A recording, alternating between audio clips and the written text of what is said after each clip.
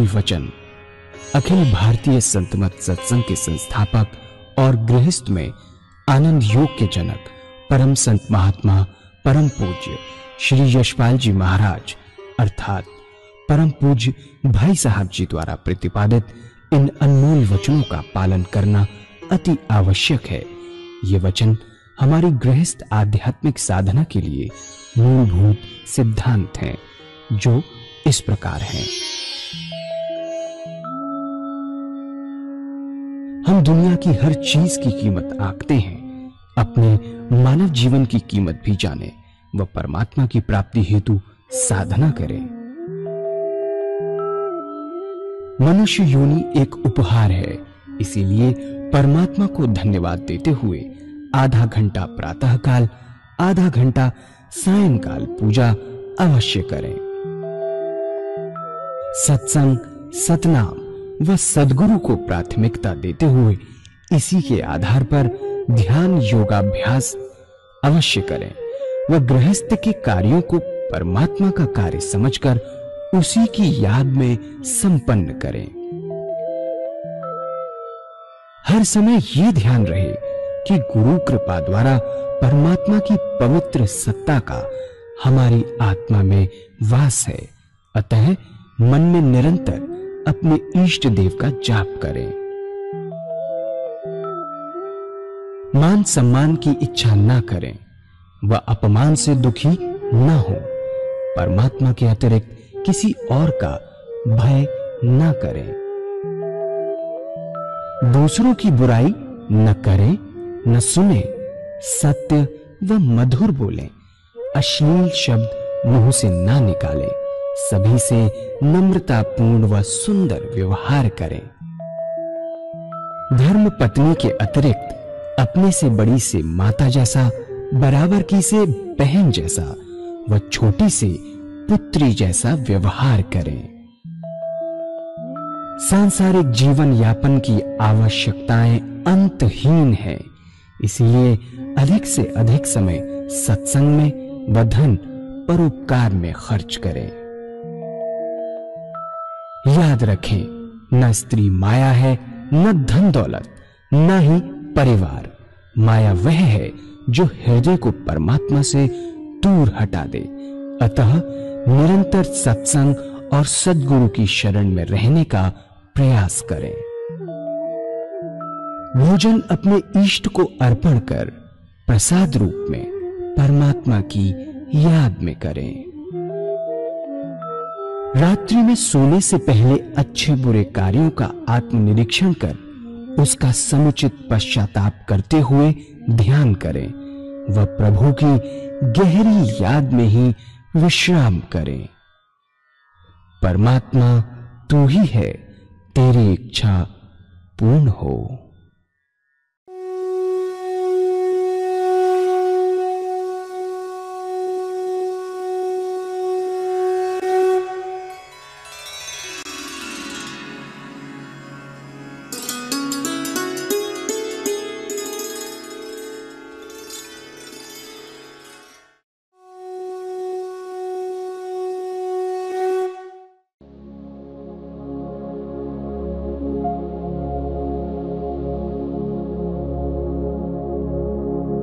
जय सद्गुरुदेव जय पद शरणम श्रेयस्वरूप चरणों शरणम। जैसे शुरू में मैंने आपको बताया, जो साकार पुजारी हैं उनको अपना एक इष्ट निश्चित करना बहुत जरूरी है। एक इष्ट, तभी चित्त की एकाग्रता प्राप्त होगी, नहीं तो नहीं हो पाएगी। और निराकार पुजारियों के लिए एक नाम, एक एक दोनों चीजें एक पकड़िए, अनेक नहीं, एक नाम, एक इष्ट, परमात्मा की एक मूरत, नहीं तो नहीं हो पाएगा।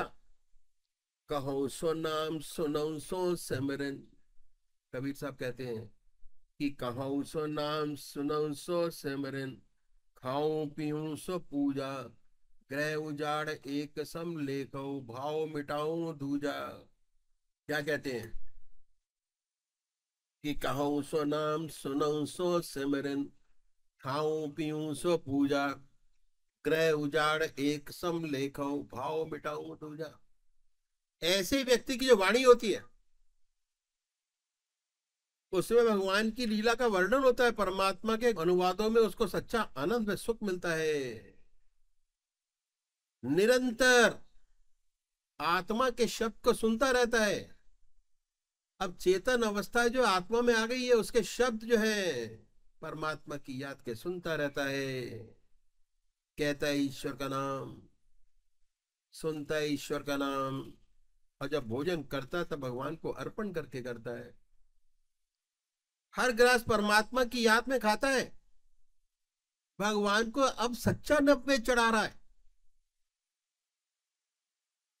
अब तक तो खाना खाते थे, अब प्रसाद उनके चरण रच का आपको मिलता है।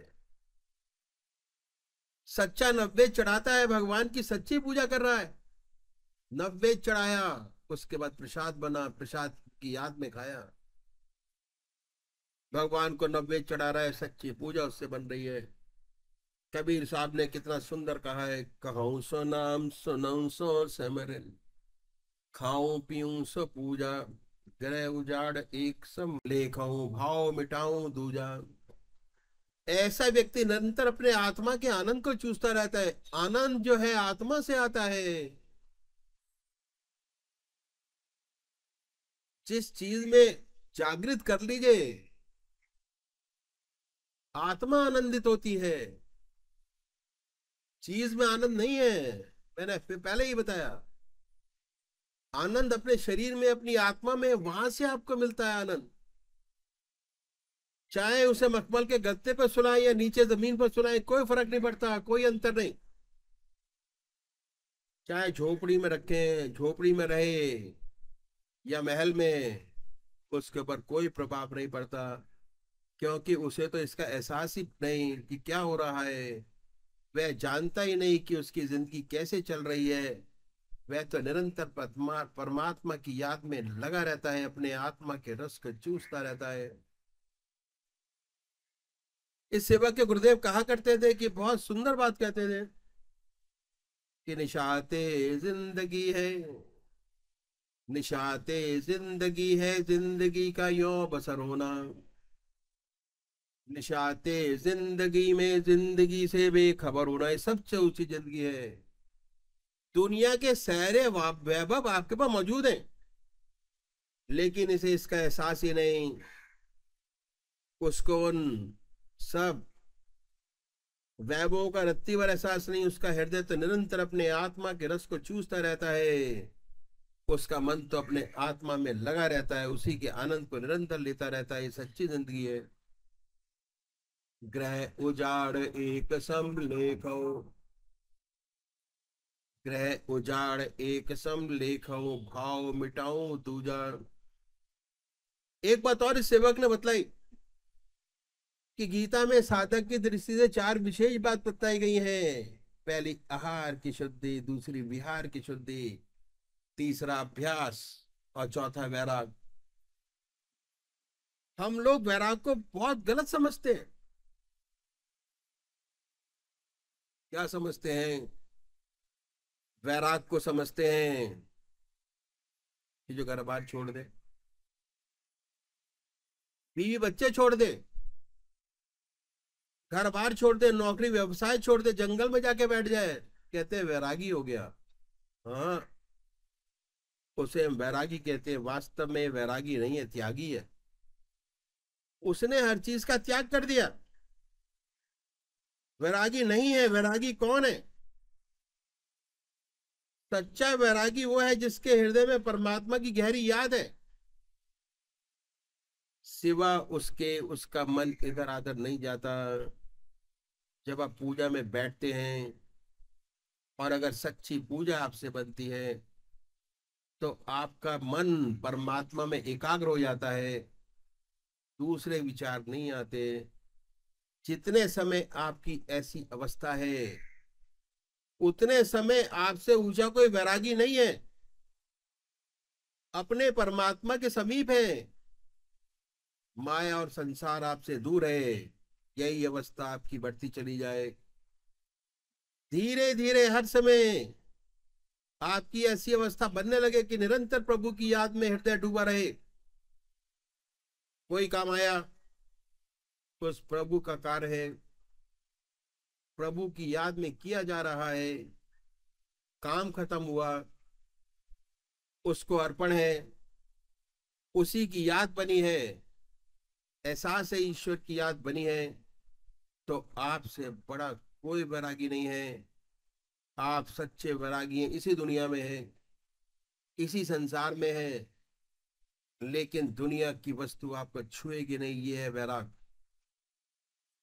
और वैराग आता है अभ्यास से, त्याग करने से वैराग नहीं आता। कि त्याग कर दिया वैराग नहीं आएगा। जैसे अभ्यास करने की पद्धति आपको बतलाई अब तक, कि भोजन कैसे करें, सोए कैसे, दातन कुल्ला कैसे करें, कैसे मंजन करें, कैसे स्नान करें, कैसे अपनी जिंदगी में अपने इष्ट को बनाए रखें, अपने परमात्मा के स्वरूप को। जैसे जैसे हृदय में निरंतर परमात्मा की का याद कायम होती चली जाएगी, वैसे वैसे आपका ध्यान बढ़ता चला जाएगा। रहते इसी दुनिया में, बच्चों के बीच, संसार में, दफ्तर में, लेकिन आपके वैराग की अवस्था बढ़ती चली जाती है। आप सच्चे वैरागी बन जाते हैं। इसलिए कबीर साहब ने कहा है कि ग्रह उजाड़ एक सम लेखो, वाओ मिटाऊं दूजा। चाहे महल में सुलाइए, चाहे झोपड़ी में सुलाइए, कोई फर्क नहीं पड़ता। एक किस्सा मेरे को याद आ गया जो मैं आपके सामने रखूंगा। एक फकीर था, एक राजा थे, राजा का महल था, बीच में सड़क थी, सड़क के दूसरी किनारे पर फकीर की झोपड़ी। फकीर झोपड़ी में रहता। राजा की उठते बैठते कभी कभी उस फकीर की ओर निगाह हो जाती। सोचता था कि बेचारा बड़ा दुखी जीवन है, बड़ा कष्ट में है, टाट पर सोता है, टाट पर बैठता है, लंगोटा बांध कर रहता है। सर्दी का मौसम आ गया। एक दिन बहुत ठंड पड़ रही थी, बहुत सर्दी थी। राजा अपने महल में आया, सारे हीटर्स उसने चालू करा दिए। उसके बाद पतली पतली रजाइयां, 1 2 3 4 20 22 तक रजाइयां पहुंचे। सारे हीटर्स चलाए सर्दी से बचने के लिए। राजा की निगाह फकीर की झोपड़ी में पड़ी तो क्या देखता है कि वह उस फकीर एक लक्कड़ में आग लगाई है, लक्कड़ के सामने बैठा और ध्यान में मस्त है। ये फकीर ने देखा कि वो ध्यान में मस्त हो गया। उसके बाद राजा ने सोचा कि आज फकीर कितनी परेशानी में होगा, इतनी सर्दी और ठंड के कारण। थोड़ी देर बाद राजा को भी नींद आ गई और उसे भी होश नहीं रहा कि हीटर चालू है कि नहीं, ठंड है कि नहीं। सोने के बाद क्या पता लगता है कि हीटर चालू है कि नहीं। थोड़ी देर बाद उस फकीर को भी नींद आ गई। वह भी लक्कड़ के पास लेट गया, एक टाट बिछा हुआ था और एक ओढ़ कर सो गया। अब क्या हुआ, उसने अपनी बेटी से पूछा, जब एक बार नीचे देखता है कि टाट पर सोया हुआ है, जब सुबह उठा टाट ओढ़े है, लक्कड़ बुझा हुआ है, उसने अपनी बेटी से पूछा कि बात क्या है भाई, इसे नींद कैसे आ गई, पर सो कैसे गया। बड़ा ताज्जुब है, इतनी सर्दी, इतनी रजाइयां, और उसके बाद सो गया, नींद कैसे आ गई। बेटी ने कहा, जिसकी सात्विक प्रवृत्ति थी, कि पिताजी आप उसे बुलवा लीजिए, पूछ लीजिए कि सो कैसे गया, नींद कैसे आ गई। उन्होंने अपने वजीर को भेजा कि बुला के लाओ। वजीर गया और कहा कि राजा ने जी ने याद किया है। वह उठा और कहा कि अभी 1 घंटे में आऊंगा। 1 घंटे बाद बादशाह साहब की, राजा साहब की खिदमत में हाजिर हो जाऊंगा। चौकीदार गया, और बताए कि वो 1 घंटे बाद आएगा। राजा को बड़ा गुस्सा आया। मैंने उसे बुलाया था, फौरन भागना चाहिए था। कहता है 1 घंटे बाद आऊंगा। बेटी ने कहा महाराज ठीक तो है, अभी उठाए, शौच जाएगा, मुंह हाथ धोएगा, दातन कुल्ला करेगा, तभी तो आएगा, टाइम तो लगेगा। राजा शांत हो गया। 1 घंटे बाद मुंह हाथ धोकर वे फकीर आ गया। आकर राजा साहब के महल में पहुंच गया। बेटी ने दरवाजा खोला, बुलाकर अंदर बैठा लिया। राजा ने उससे प्रश्न किया कि रात कैसी कटी। उस फकीर ने बड़ा सुंदर जवाब दिया, क्या कि राजा कि कुछ तुझसे अच्छी और कुछ तेरे जैसी। बादशाह को, राजा को बड़ा गुस्सा आया। कहता है कुछ तुझसे अच्छी कुछ तेरे जैसी, इतनी सर्दी, इतने हीटर्स चालू, इतनी रजाइयां, तब तो सर्दी गई नहीं। टाट में बड़ा सुकड़ रहा था। कहता है कुछ तुझसे अच्छी कुछ तेरे जैसी। बड़ा गुस्सा आया। उसने कहा भाई अच्छी कैसे कटी, मेरी जैसे कैसी कटी। तो उसने बहुत सुंदर उत्तर दिया। उसने कहा राजन, जब तू महल में दाखिल हुआ, सर्दी से ठुठुर रहा था, सारे हीटर्स तूने चालू करा दिए, एक के बाद दूसरी रजाई ओढ़ता चला गया। जब तेरी ठंडक थोड़ी कम हो गई तो सोचने लगा कि मेरा वजीर है, मेरा मिनिस्टर, वो मेरे से ज्यादा ताकतवर हो गया, प्रजा इसको ज्यादा मानती है, कहीं ऐसा ना हो कि कल में गद्दी का मालिक हो जाए। उसके बाद तू सोचता रहा कि पड़ोसी राजा है, वह भी बड़ा शक्तिशाली हो गया, उसकी निगाह मेरे राज पर है, ऐसा ना हो कि वह राज हड़प ले। तो तू इन विचारों में पड़ा था और उस समय में लक्कड़ के सामने बैठा परमात्मा का चिंतन कर रहा था। मैं इस प्रभु से बात कर रहा था, मेरा ध्यान लगा हुआ था। तो जितनी देर तुझे सोने में लगी और मैं जागता रहा, मेरी रात तुझसे अच्छी कटी। जब तू सो गया तो तेरे को क्या पता हीटर चालू है कि नहीं, रजाई ओढ़े है कि नहीं। जब मैं सो गया तो मुझे मालूम नहीं कि लक्कड़ जला है या नहीं। ये समय तुझ जैसा तेरे जैसा कटा। तो जिनका हृदय परमात्मा में लगा रहता है, उन्हें इस बात का अंतर नहीं पड़ता कि वे कैसे रहते हैं, आप उन्हें कैसे रखते हैं, उन पर कोई असर नहीं पड़ता। उसका प्रभु चिंतन बना रहता है, दुख में भी और सुख में भी। निरंतर ईश्वर की याद में लगे रहते हैं, अपने आत्मा के रस को चूसते रहते हैं। ये बात कबीर साहब ने दर्शाई है। ग्रह उजाड़ एक सम लेको, हाव मिटाओ दूजा। आगे कबीर साहब कहते हैं, बहुत सुंदर। आंख न मूंदऊं, कान न रूंदऊं, तनिक कष्ट नहीं धारऊं, खुले नैन पहचानऊं, हस सुंदर रूप निहारऊं। आंख न मूंदऊं, कान न रूंदऊं, तनिक कष्ट नहीं धारऊं, खुले नैन पहचानऊं, हस सुंदर रूप निहारऊं। ये साधन अपना गृहस्थ का बड़ा सुंदर है। क्या सुंदरता है। जब ईश्वर की याद में बैठिए तब आराम से बैठिए, सारे काम खत्म करके बड़े प्यार से बैठिए। कभी मानसिक खींचातानी मत करिए, आनंदमय अवस्था बनाइए। जब ईश्वर की याद में बैठते हो, पूजा में बैठते हैं, ध्यान में बैठते हो, तो आनंदमय अवस्था बनाकर बैठिए। सोचिए ये समय ऐसा है कि हे प्रभु, मैं तेरे चरणों में विश्राम चाहता हूँ, मुझे आराम चाहिए।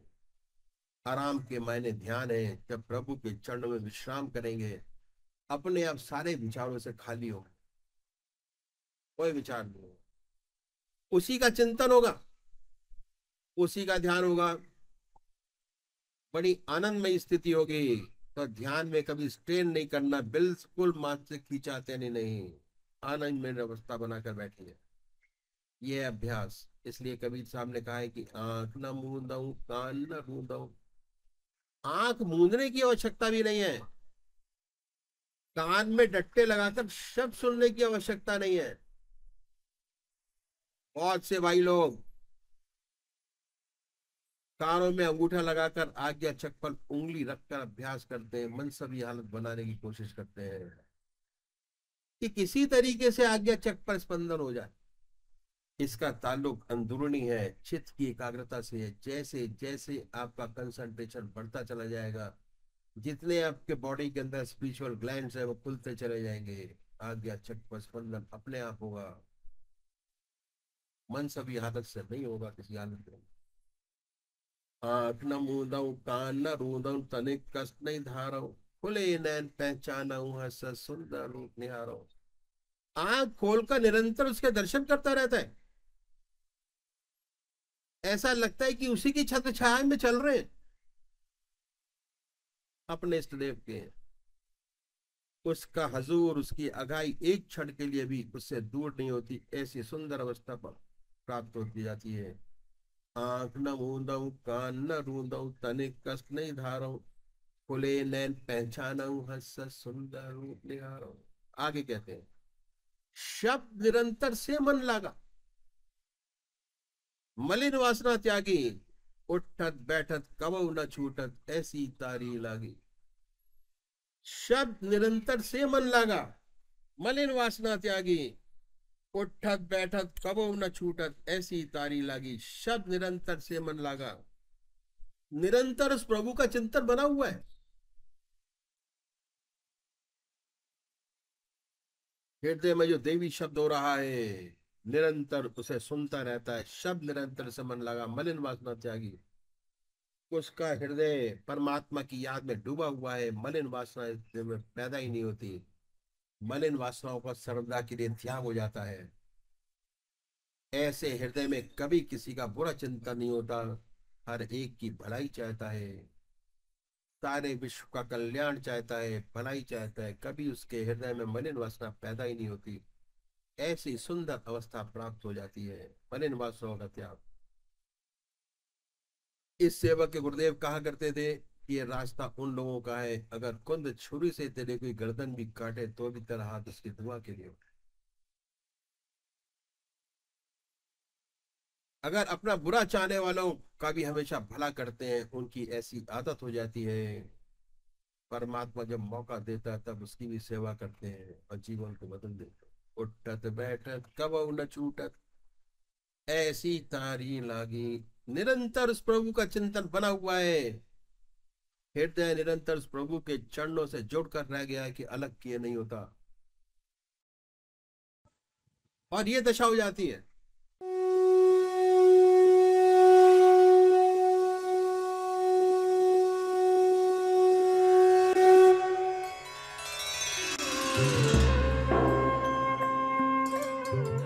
ध्यान योग के कार्यक्रम आनंद योग से निशुल्क जुड़ने के लिए संपर्क करें 9810239677।